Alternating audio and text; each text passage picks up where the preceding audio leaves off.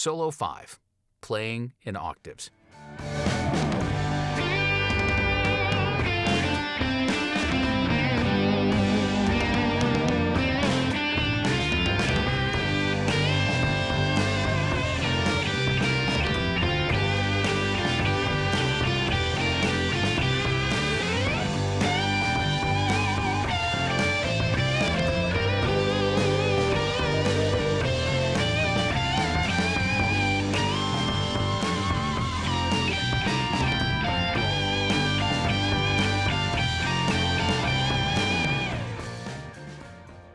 Now, you might have seen a couple of guitar players playing those amazing solos higher up on the fretboard.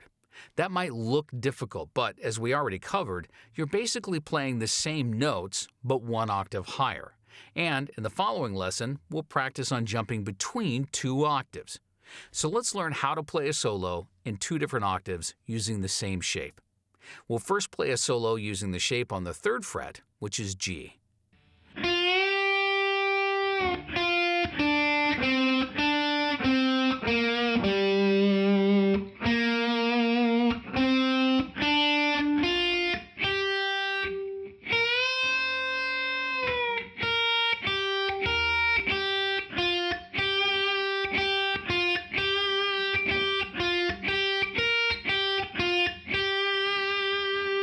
And then we'll play that exact same solo using the same shape, but starting from the 15th fret, which is also G, but one octave up.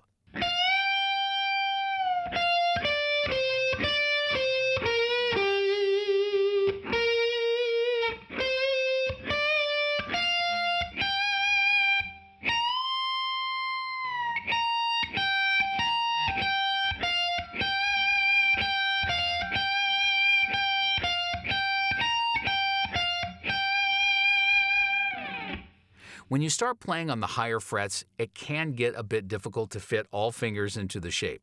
So one hint here is to experiment with the fingers that you want to use. Some players like to use the ring finger instead of the pinky finger on the higher frets. So instead of using the pinky on the 6th, 2nd, and 1st strings right here, you can use the ring finger. This is just a hint, so if you feel more comfortable using your pinky, then you should. Here's the solo one more time in a slower speed in the higher octave with the shape from the 15th fret.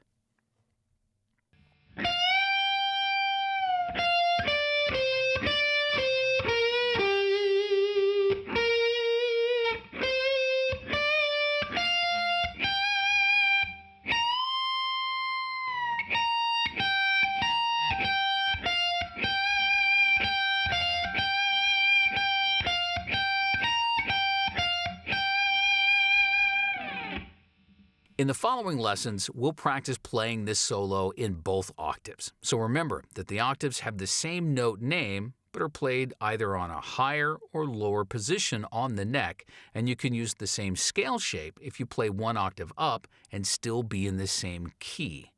We also highly recommend that you use an electric guitar for this level, since it can be very hard to reach the higher frets on an acoustic guitar.